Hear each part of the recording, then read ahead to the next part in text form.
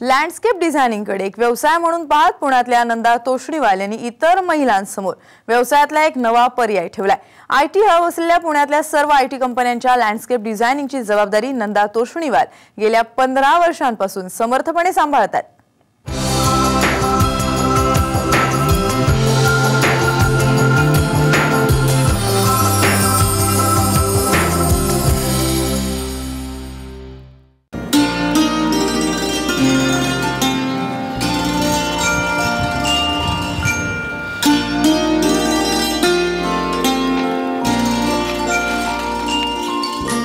व्यवसाय म्हटला की काही मोजकेच व्यवसाय आपल्या डोळ्यासमोर येतात।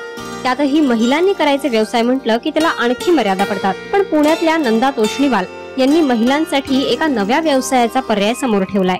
तोष्णीवाल यांनी आयटी कंपन्यांमध्ये लँडस्केपिंग करण्याचा व्यवसाय हाती घेतलाय। नुसता हाती घेतला नाही तर तो चांगला वाढवला। पुण्यातल्या कॉग्निझंट, पर्सिस्टंट याचबरोबर हिंजवडी मधल्या सर्व आयटी कंपन्यांमध्ये तोष्णीवाल यांच्या ग्रीन वर्ल्ड या नर्सरीकडूनच लँडस्केपिंग केलं जातं। इनडोअर बरोबरच आउटडोअर लँडस्केपिंग साठीही त्यांच्याकडे झाडांच्या तब्बल 150हून जास्त प्रजाती आहेत। लँडस्केपिंग मध्ये मुख्यतः कंपन्यांना आवश्यक वाटेल अशा ठिकाणी झाडांची सजावट करण्यात येते।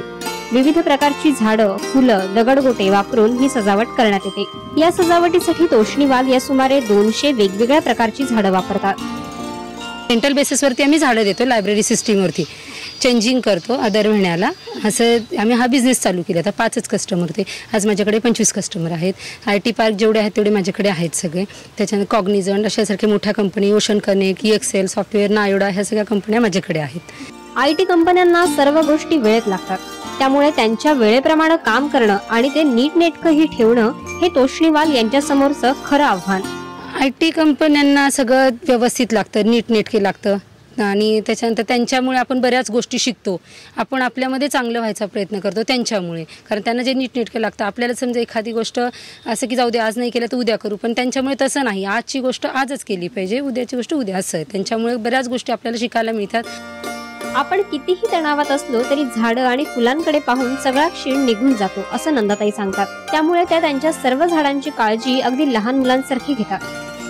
ह्या क्षेत्रामध्ये झाडांचं निसर्गाशी नातं आहे, त्यामुळे झाडांचं आपलं कितीही टेन्शन आलं किंवा सुखदुःख आलं, एक झाडांकडे बघितलं की सगळं विसरतं माणूस।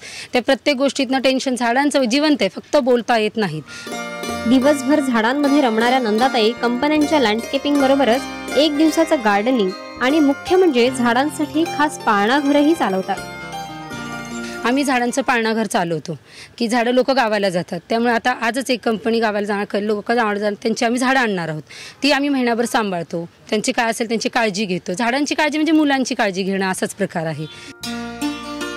झाडांची आपल्या मुलाप्रमाणे काळजी घेणाऱ्या नंदा तोष्णीवाल यांनी गार्डनिंग सारख्या महिलांच्या विरंगुळ्याच्या विषयाचं व्यवसायातही रूपांतर होऊ शकतं हे दाखवून दिलंय। त्यांचा आदर्श घेत इतर महिलांनीही अशा वेगळ्या व्यवसायात भरारी मारण्याची स्वप्न पाहायला हरकत नाही। कॅमेरामन सुनील डांगेसह स्नेहा कांबळे, साम टीव्ही, पुणे।